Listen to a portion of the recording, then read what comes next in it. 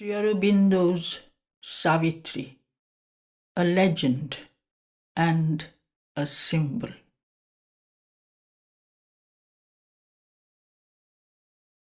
Book 3, the Book of the Divine Mother.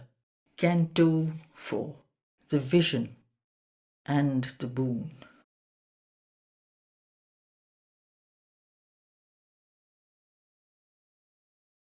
Then, suddenly, there rose a sacred stir.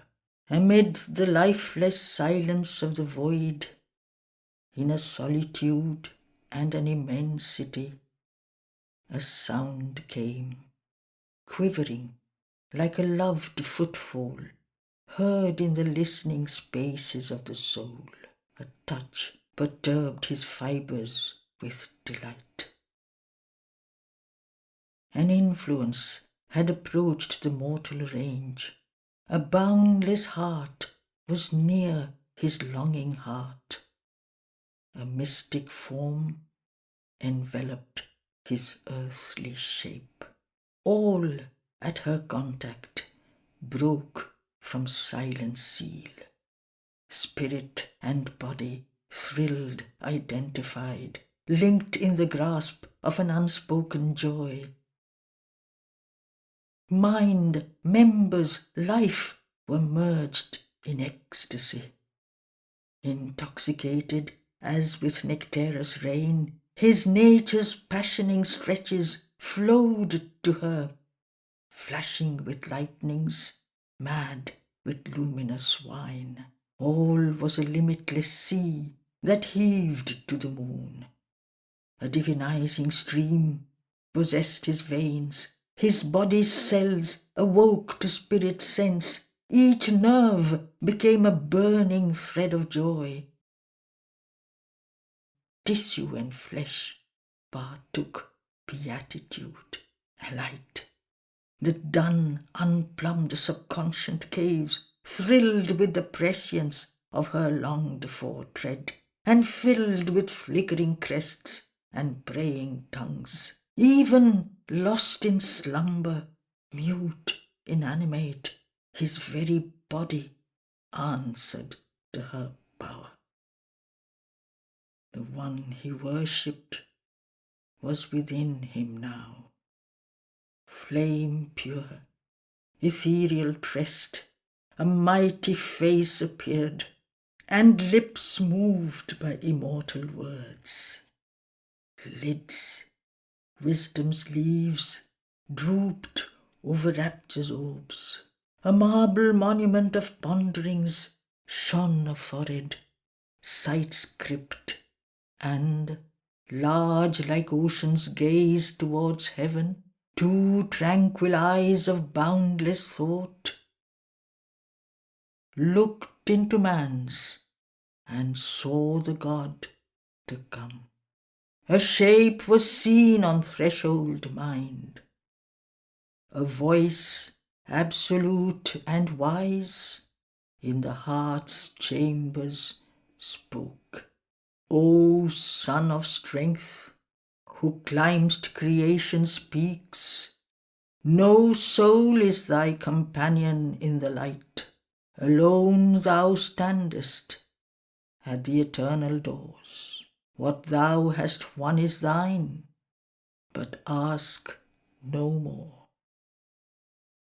O Spirit, aspiring in an ignorant frame, O voice arisen from the inconscious world, how shalt thou speak for men whose hearts are dumb? Make purblind earth the soul's seer vision's home, or lighten the burden of the senseless globe? I am the mystery beyond reach of mind. I am the goal of the travail of the suns. My fire and sweetness are the cause of life. But too immense my danger and my joy. Awake not the immeasurable descent. Speak not my secret name to hostile time. Man is too weak to bear the infinite's weight. Truth, born too soon, might break the imperfect earth. Leave the all-seeing power to hew its way. In thy single vast achievement, reign apart, helping the world with thy great lonely days. I ask thee not to merge thy heart of flame in the immobile's wide, uncaring bliss, turned from the fruitless motion of the years, deserting the fierce labour of the worlds, aloof from beings, lost in thee alone. How shall thy mighty spirit brook repose while death is still unconquered on the earth and time a field of suffering and pain? Thy soul was born to share the laden force. Obey thy nature and fulfill thy fate. Accept the difficulty and godlike toil. For the slow-paced, omniscient purpose, live. The enigma's knot is tied in humankind. A lightning from the heights that think and plan, ploughing the air of life with vanishing trails. Man, soul awake in an unconscious world, aspires in vain to change the cosmic dream. Arrived from some half-luminous beyond, he is a stranger in the mindless vasts. A traveller in his oft-shifting home amid the tread of many infinities. He has pitched a tent of life in desert space. Heaven's fixed regard beholds him from above. In the house of nature, a perturbing guest, a voyager twixt thoughts in constant shores, a hunter of unknown and beautiful powers, a nomad of the far mysterious light, in the wide ways a little spark of God. Against his spirit all is in dire league. A Titan influence stops his Godward gaze. Around him hungers the unpitying void. The eternal darkness seeks him with her hands. Inscrutable energies drive him and deceive. Immense, implacable deities oppose. An inert soul and a somnambulist force have made a world estranged from life and thought. The dragon of the dark foundations keeps unalterable the law of chance and death. On his long way through time and circumstance, the grey-hued riddling nether shadow sphinx, her dreadful paws upon the swallowing sands, awaits him armed with the soul-slaying word. Across his path sits the dim camp of night. His day is a moment in perpetual time. He is the prey of the minutes and the hours, assailed on earth and unassured of heaven, descended here unhappy and sublime, a link between the demigod and the beast. He knows not his own greatness nor his aim. He has forgotten why he has come and whence. His spirit and his members are at war. His heights break off too low to reach the skies. His mass is buried in the animal mire. A strange antinomy is his nature's rule. A riddle of opposites is made his field. Freedom he asks, but needs to live in bonds. He has need of darkness to perceive some light, and need of grief to feel a little bliss. He has need of death to find a greater life. All sides he sees and turns to every call. He has no certain light by which to walk. His life is a blind man's buff, a hide and seek. He seeks himself, and from himself he runs. Meeting himself, he thinks it other than he. Always he builds, but finds no constant ground. Always he journeys, but nowhere arrives. He would guide the world. Himself he cannot guide.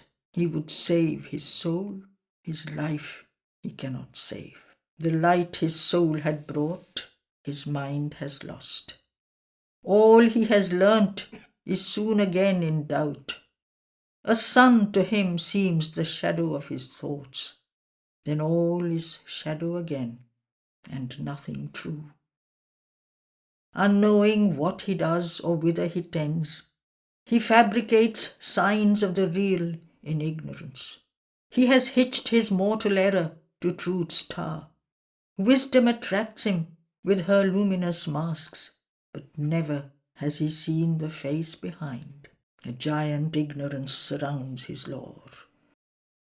Assigned to meet the cosmic mystery in the dumb figure of a material world, his passport of entry false and his personage, he is compelled to be what he is not. He obeys the inconscience he had come to rule and sinks in matter to fulfill his soul. Awakened from her lower driven forms, the earth mother gave her forces to his hands, and painfully he guards the heavy trust. His mind is a lost torch-bearer on her roads, illumining breath to think and plasm to feel. He labours with his slow and skeptic brain, helped by the reason's vacillating fires, to make his thought and will a magic door for knowledge to enter the darkness of the world, and love to rule a realm of strife and hate. A mind impotent to reconcile heaven and earth, and tied to matter with 1,000 bonds, he lifts himself to be a conscious God.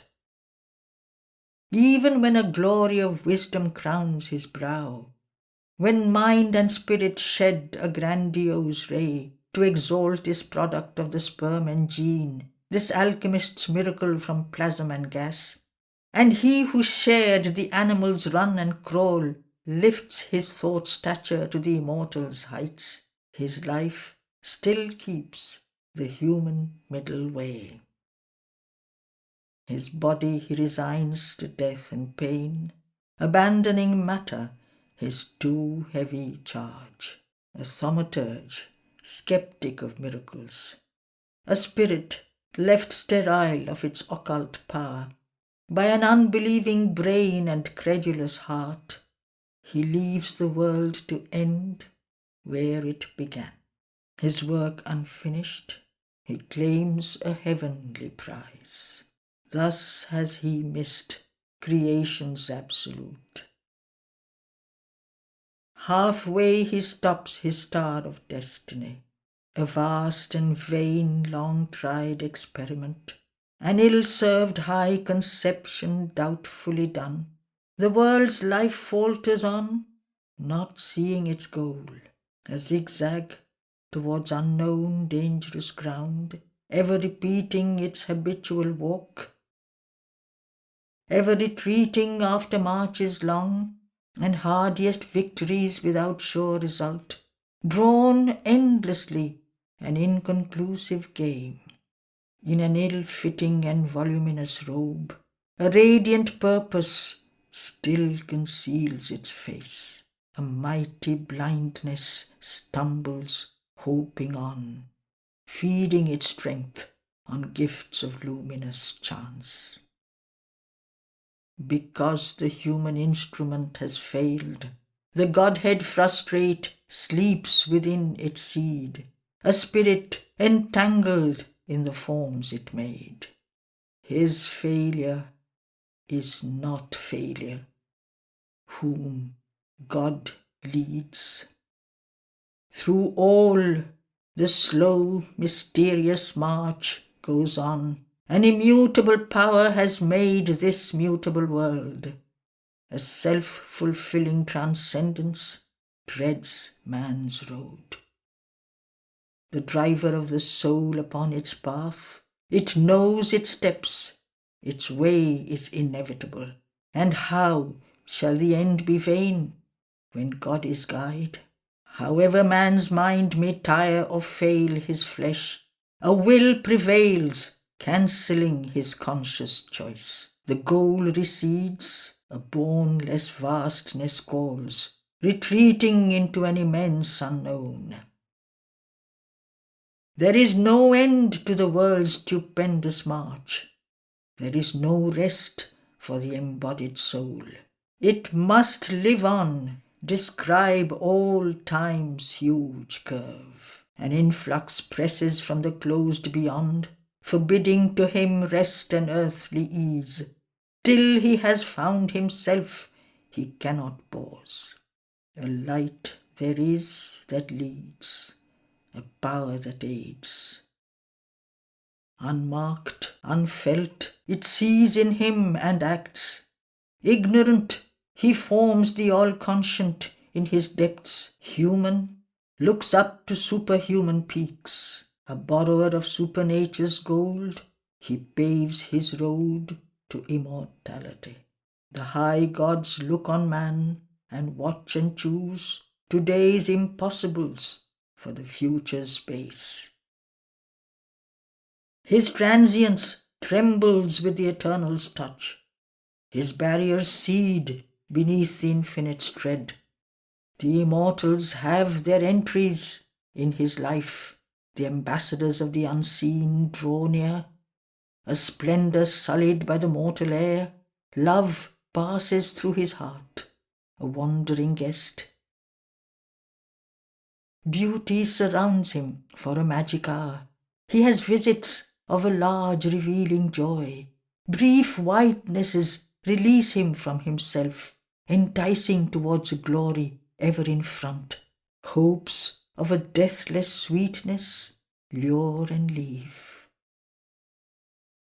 His mind is crossed by strange discovering fires. Rare intimations lift his stumbling speech to a moment's kinship with the eternal word. Mask of wisdom circles through his brain, perturbing him with glimpses half divine.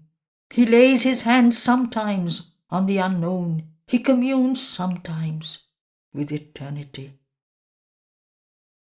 A strange and grandiose symbol was his birth, and immortality and spirit room and pure perfection and a shadowless bliss are this afflicted creature's mighty fate.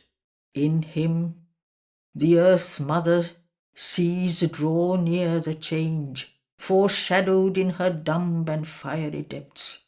A godhead drawn from her transmuted limbs, an alchemy of heaven on nature's base. Adept of the self-born unfailing line, leave not the light to die the ages bore. Help still humanity's blind and suffering life. Obey thy spirit's wide omnipotent urge. A witness to God's parley with the night, it leaned compassionate from immortal calm and housed desire, the troubled seed of things. Assent to thy high self, create, endure. Cease not from knowledge, let thy toil be vast. No more can earthly limits pen thy force. Equal thy work with long unending times. Traveller upon the bare eternal heights, tread still the difficult and dateless path, joining the cycles with its austere curve, measured for man by the initiate gods.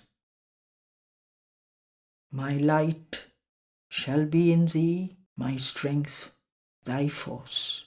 Let not the impatient Titan drive thy heart. Ask not the imperfect fruit, the partial prize. Only one boon to greaten thy spirit demand. Only one joy to raise thy kind desire. Above blind fate and the antagonist powers, move lest there stands a high unchanging will. To its omnipotence leave thy work's result. All things shall change in God's transfiguring hour. August and sweet sank hushed that mighty voice. Nothing now moved in the vast brooding space. A stillness came upon the listening world, a mute immensity of the Eternal's peace. But Ashwapati's heart replied to her, a cry amid the silence of the vasts. How shall I rest content with mortal days and the dull measure of terrestrial things? I, who have seen behind the cosmic mask the glory and the beauty of thy face. Hard is the doom to which thou binds thy sons. How long shall our spirits battle with the night and bear defeat and the brute yoke of death? We, who are vessels of a deathless force and builders of the Godhead of the race. Or if it is thy work I do below, amid the error and waste of human life, in the vague light of man's half-conscious mind, why breaks not in some distant gleam of thee? Ever the centuries and millenniums pass. Where in the greyness is thy coming's ray? Where is the thunder of thy victory's wings? Only we hear the feet of passing gods. A plan in the occult eternal mind, mapped out to backward and prophetic sight. The eons ever repeat their changeless round. The cycles all rebuild and ever aspire. All we have done is ever still to do. All breaks and all renews and is the same. Huge revolutions of life's fruitless gyre. The newborn ages perish like the old, as if the sad enigma kept its right till all is done for which this scene was made.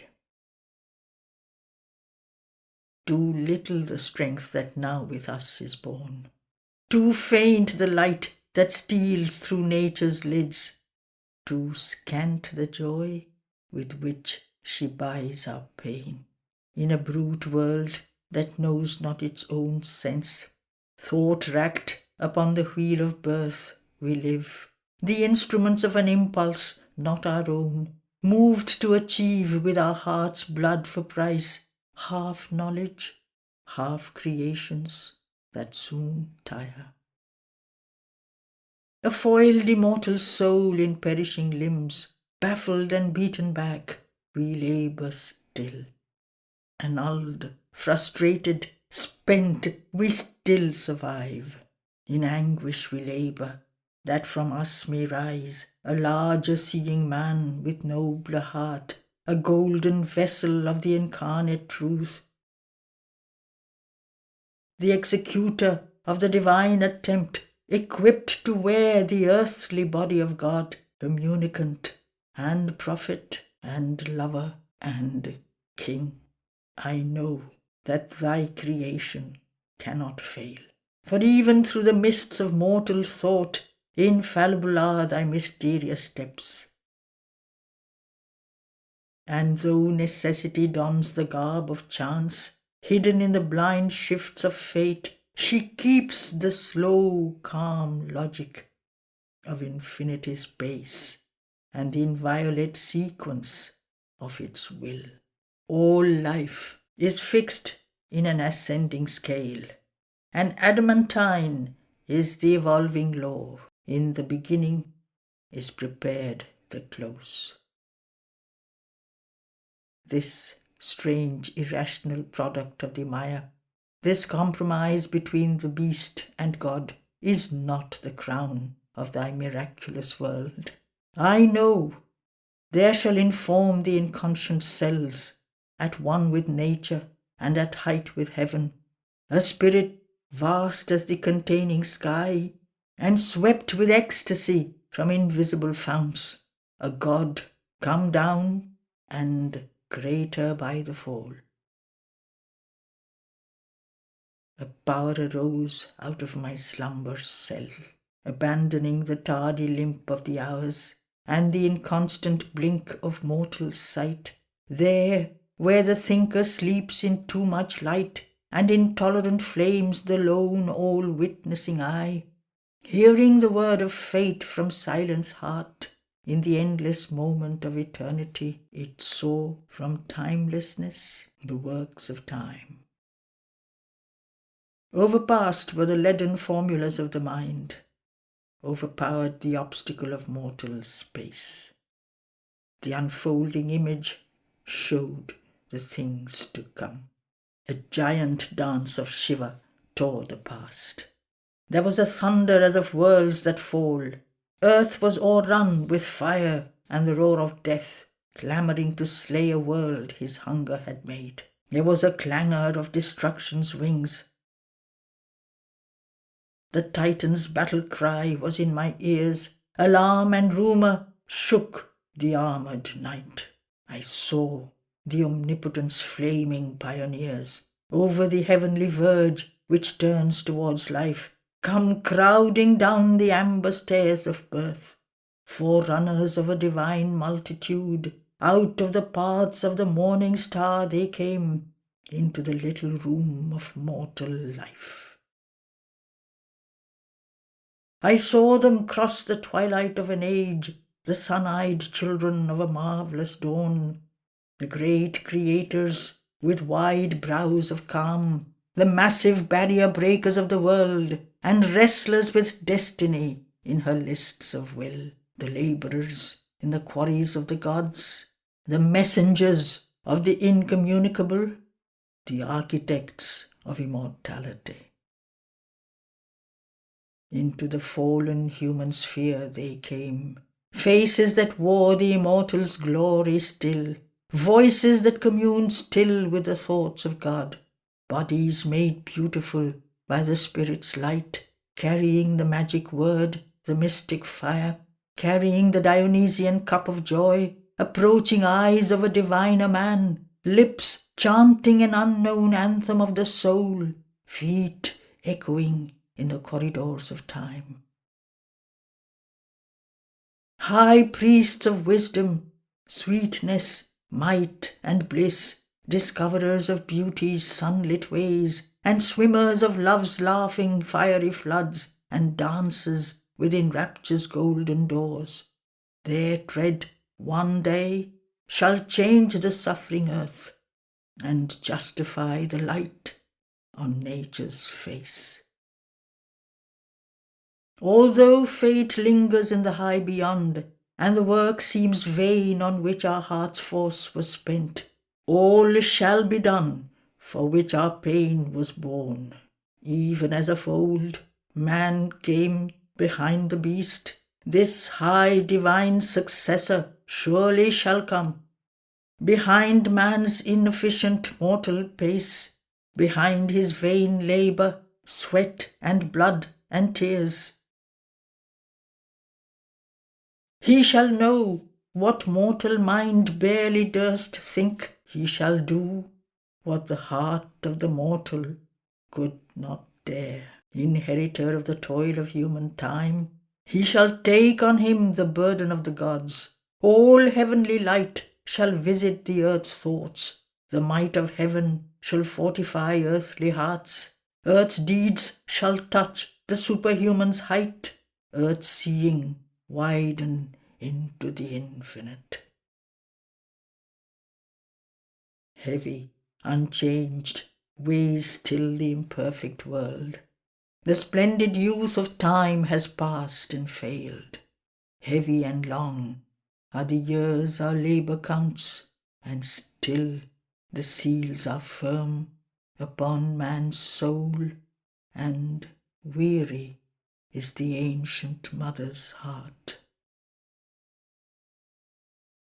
O truth, defended in thy secret Son, voice of her mighty musings in shut heavens, on things withdrawn within her luminous depths, O wisdom's splendour, mother of the universe, creatrix, the eternal's artist bride, linger not long with thy transmuting hand, pressed vainly on one golden bar of time, as if time dare not open its heart to God. O radiant fountain of the world's delight, world free and unattainable above, O bliss who ever dwellst deep hid within, while men seek thee outside and never find, mystery and muse with hieratic tongue, incarnate the white passion of thy force, mission to earth some living form of thee. One moment fill with thy eternity. Let thy infinity in one body live. All knowledge wrap one mind in seas of light. All love throb single in one human heart. Immortal, treading the earth with mortal feet, all heaven's beauty crowd in earthly limbs. Omnipotence, girdle with the power of God, movements and moments of a mortal will. Pack with the eternal might one human hour, and with one gesture change all future time. Let a great word be spoken from the heights, and one great act unlock the doors of fate. His prayers sank down in the resisting night, oppressed by the thousand forces that deny, as if too weak to climb to the supreme. But there arose a wide consenting voice. The spirit of beauty was revealed in sound. Light floated round the marvelous vision's brow, and on her lips the immortal's joy took shape. O strong forerunner, I have heard thy cry. One shall descend and break the iron law, change nature's doom by the lone spirit's power. A limitless mind that can contain the world, a sweet and violent heart of ardent calms, moved by the passions of the gods, shall come. All mights and greatnesses shall join in her. Beauty shall walk celestial on the earth. Delight shall sleep in the cloudnet of her hair, and in her body, as on his homing tree, immortal love shall beat his glorious wings. The music of griefless things shall weave her charm. The harps of the perfect shall attune her voice. The streams of heaven shall murmur in her laugh. Her lips shall be the honeycombs of God. Her limbs his golden jars of ecstasy. Her breasts the rapture flowers of paradise. She shall bear wisdom in her voiceless bosom. Strength shall be with her like a conqueror's sword, and from her eyes the Eternal's bliss shall gaze. A seed shall be sown in death's tremendous hour. A branch of heaven transplant to human soil. Nature shall overleap her mortal step. Fate shall be changed by an unchanging will. As a flame disappears in endless light, immortally extinguished in its source, vanished the splendor and was stilled the word. An echo of delight that once was close, the harmony journeyed toward some distant hush, a music failing in the ear of trance, a cadence called by distant cadences, a voice that trembled into strains withdrawn. Her form retreated from the longing earth, forsaking nearness to the abandoned sense, ascending to her unattainable home. Lone, brilliant, vacant lay the inner fields. All was unfilled inordinate spirit space. Indifferent, waste, a desert of bright peace. Then a line moved on the far edge of calm, the warm-lipped sentient soft terrestrial wave, a quick and many-murmured moan and laugh came gliding in upon white feet of sound. Unlocked was the deep glory of silence heart, the absolute unmoving stillnesses surrendered to the breath of mortal air. Dissolving boundlessly, the heavens of trance collapsed to waking mind. Eternity cast down its incommunicable lids over its solitudes remote from ken, behind the voiceless mystery of sleep. The grandiose respite failed, the wide release. Across the light of fast receding plains that fled from him as from a falling star, compelled to fill its human house in time, his soul drew back into the speed and noise of the vast business of created things. A chariot of the marvels of the heavens, broad base to bear the gods on fiery wheels, flaming he swept through the spiritual gates. The mortal stir received him in its midst. Once more he moved amid material scenes, lifted by intimations from the heights, and in the pauses of the building brain, touched by the thoughts that skim the fathomless surge of nature and wing back to hidden shores. The eternal seeker in the aeonic field, besieged by the intolerant press of hours, again was strong for great, swift-footed deeds. Awake beneath the ignorant vault of night, he saw the unnumbered people of the stars and heard the questioning of the unsatisfied flood and toiled with the form maker, measuring mind. A wanderer from the occult invisible suns, accomplishing the fate of transient things, a god in the figure of the arisen beast, he raised his brow of conquest to the heavens, establishing the empire of the soul on matter and its bounded universe as on a solid rock in infinite seas.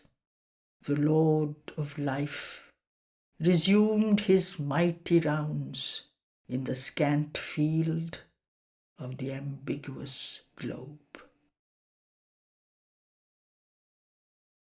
End of Book 3, Canto 4.